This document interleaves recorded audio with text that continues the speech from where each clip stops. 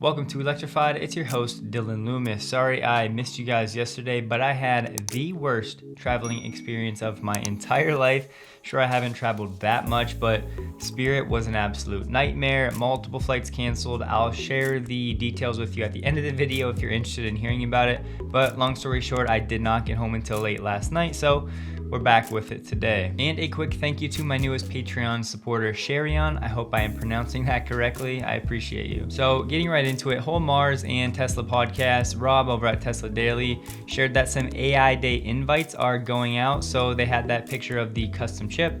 Along with this invite-only event will have a keynote by Elon, hardware and software demos from Tesla engineers, test rides in the Model S Plaid, and more. Attendees will be among the first to see the latest developments in supercomputing and neural network training. And they'll also get an inside look at what's next for AI and Tesla beyond the vehicle fleet. So this is the line that has been getting a lot of speculation, a lot of guessing, because beyond the vehicle fleet, what exactly are they talking about? Robotics, dojo training, cloud computing, who knows? There's a lot of different ways that line could go. So sadly, at this point, nobody really knows exactly who is being invited to this event, but the space is limited and we will be confirming the attendee list closer to the event date, which is August 19th. So as more information becomes available, I will be sure to share it with you. A quick note here, Elon was asked, will the FSD beta ever go into the bike lane to make a right-hand turn? Sometimes when making a right turn, it stays to the left of the lane while cars behind me start making right turns in the bike lane. Elon said the sheer amount of time Tesla has spent dealing with bike lane is staggering. The short answer is yes. Tesla Raj added, need to not turn from the main lane to avoid being rear-ended or someone being in the turning lane and causing an accident. So Tesla's using the bike lane to make right-hand turns should be coming at some point. So here we get to the rumor of the day, but it's from a pretty reliable source, so we're definitely going to take a look. The $25,000 compact car that is being designed and ultimately manufactured in Shanghai for export globally could be closer than we originally thought. It appears the upcoming affordable EV is still planned for trial production for the end of this year. According to the industry leaker who has leaked other things before and been accurate, the prototype for Tesla's $25,000 car has already been completed and most suppliers for the vehicle's production have already been lined up. And Ray for Tesla gave us some context around this leak. The elusive, cheaper, compact model, whatever. By the way, let me know what you think it's going to be called. The Model 2. I think the Model Q would be the ultimate troll, but there's a lot of different guesses out there. May come sooner than we think. The prototype is said to have been completed and most component suppliers have been lined up. And so this is the actual leak. So if you do an image translate, you see the model next gen is not a smoke bomb. It has been talked about a large number of suppliers at the end of the year. It will be a small scale, but it is not public. And Ray said, I would put some weight on this rumor as it comes from a pretty reliable source. He brought several leaks to the surface before, which later turned out to be true.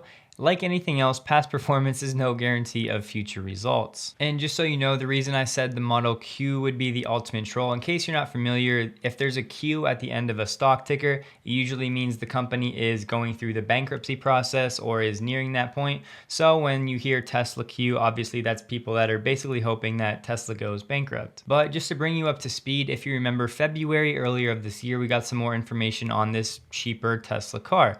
It will be designed in a dedicated R&D center at Giga Shanghai and sold worldwide. So this car is expected to be exported. And on that interview I just did with Dave Lee, he seems to think that there will be different models for each market. Hatchback, maybe not hatchback, one for the Shanghai market, one for Germany and the EU, and then obviously one for America. The Tesla China president said that construction of the R&D center was already underway back in February. We know things move very quickly in the Shanghai market, so there was a pretty good chance the facility would be completed in the near future, presumably this year, maybe around this time. This R&D center, by the way, was the first Tesla R&D center outside of the United States, and it has all the necessary disciplines covering vehicle design, vehicle engineering, vehicle development, and vehicle testing. And Tesla China ultimately wanted to design, develop, and produce an original vehicle in the country that will be sold worldwide. And earlier this year, there were already reports from China that have indicated that Tesla has already begun the Environmental Impact Assessment, or the EIA, for this new $25,000 car, and design-wise, current speculations were that the vehicle will be a hatchback version built on the Model 3 platform. So of course, there's a lot of speculation as to when the unveil event for this vehicle would be. You know, if they have a prototype done, theoretically they'd be able to do it soon. But after the Cybertruck event, Elon said they were not going to do a new product reveal for a long time. So who knows what that really means. But at the same time, Tesla still needs to start production of the Cybertruck, the Semi, and the Roadster. So, you know, maybe after Cybertruck production, they have a new product launch for the $25,000 car. Ultimately, nobody knows, but I personally wouldn't expect it anytime this year. Apparently, it's possible, but if I had to bet, I'd say we don't see that product unveil event until sometime into 2022, maybe sometime shortly after initial Cybertruck production. But either way, whatever this car ultimately looks like, this is the mass market vehicle that everyone has been waiting for. And once again, Dave Lee and I discussed that once Tesla gets in this market, that S-curve on the way up is really going to be accelerated. So this is a huge deal for Tesla in the grand scheme of things. So can't wait to see what this looks like. And obviously once production starts, things will really change for Tesla. But moving on, the first Model Y vehicles have been spotted in Australia. So there are one of each variant. There's one standard range, there's one long range, and one performance. And it does seem that these are coming from Tesla Shanghai. This was shared by Veda Prime on Twitter. And these cars could be for Tesla Australian certification, crash testing, or to educate the staff on the new model. Tesla just increased the price of the Model S long-range version up from $84,990 up $5,000 to the $89,990. The Model S Plaid remains unchanged, and as you see here, there is a $40,000 difference between the long range and the Plaid. And the Model X also saw a $5,000 increase on the long range version, up from $94,990. Once again, the Plaid remains unchanged, but as you can see, something interesting, the Model X Plaid is only $20,000 more than the long range version, where the Model S Plaid, as you saw, was $40,000 more than the long range variant. So it's interesting. But once again, as we've been saying for some time, the long range demand should be huge for this vehicle. I didn't think that a ton of people would want to spend an additional $40,000 for some extra performance.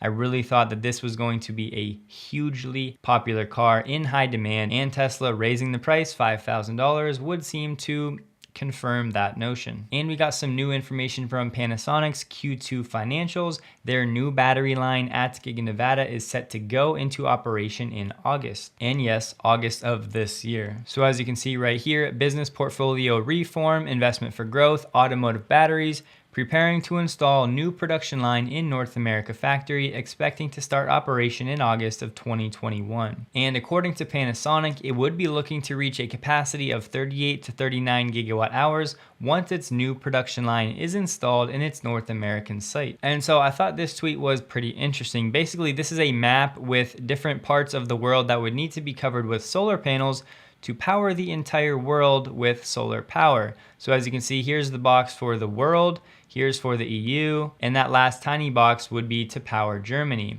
Elon chimed in saying that's about right. Civilization can be powered with a very small percentage of the Earth having solar panels. Now, admittedly, I have not looked into this more in depth, but to me, this seems pretty crazy, so I'd really like to hear from you guys. Did you know this?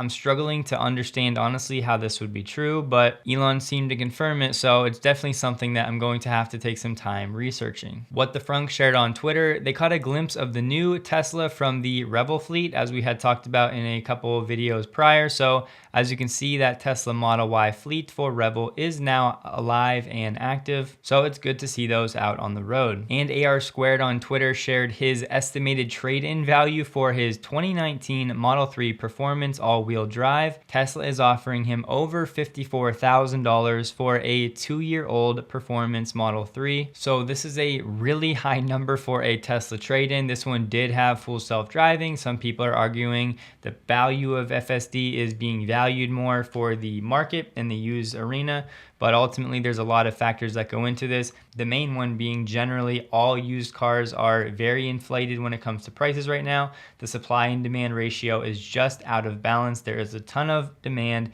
and not enough supply. And the last quick item for today, Tesla Fruit shared a clip from a Sandy Munro interview from Alejandro. He actually hit me up and kind of shared this interview, so I will link the full video interview with Sandy Munro below. There's one in Spanish and also one in English if you want to see the full thing, but I want to play this clip for you. It was a pretty good quote, so here you go. Advanced vehicles, and looking at what Tesla had versus everyone else, to me, this was a no-brainer.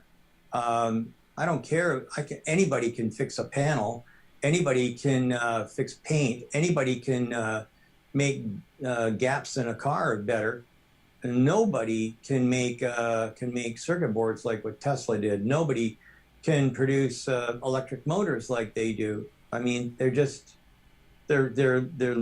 light years ahead of everyone. Well, at least a dozen years ahead of everyone. So, to me, as an engineer, it was any engineer that looks at a Tesla knows that it's far and away the best designs on the planet. So there you have it. Tesla is at least a dozen years ahead of everybody else with the best designs on the planet. Look, a lot of us have already known this, but it's just great every time that we get to hear it, especially from somebody like Sandy Munro. But now I want to share my quick travel experience with Spirit Airlines. So if you're not interested in that, feel free to leave. Thank you guys for watching. Please like the video before you go.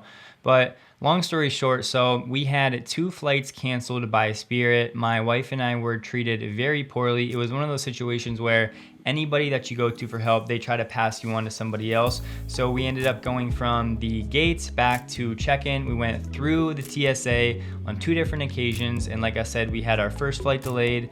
Then our next flight was canceled. Then we went back to check-in. The lines were insane. It was an absolute madhouse. Basically, the Spirit crews were on strike, so a lot of these flights didn't have crews, so they ended up canceling. A new Spirit flight came available later that day. We wanted to get home on Monday, so we tried to book that flight, went back through security. Guess what? Once we get through security, that flight was canceled. So we needed to get refunds for 2 flights, which nobody would help us. It was literally a 2-hour line at the main area in the check-in center, and their customer service was not answering the phone. There was literally nobody to talk to, and back at the gates where you could actually maybe talk to somebody, they were not willing to help. You had to be very aggressive to even get anything done. So honestly, it was an absolute madhouse nightmare. We ended up having to get a hotel. I still haven't heard from Spirit. Of course, I want them to reimburse us for what happened. And yes, you know, Ashley and I made the best of it. We were laughing about it because it was just so crazy what was happening. And as you can see, this was happening all over the country. It wasn't just, you know, the Orlando airport. And this right here is exactly how Ashley and I felt. There's honestly so much more to the story, but I don't want to bore you guys with it. But let me know below, have you guys flown Spirit and what was your experience like, and will you be flying Spirit in the future? That's all. Once again, please like the video if you did. A big thank you to all of my Patreon supporters, and I hope you guys have a great day.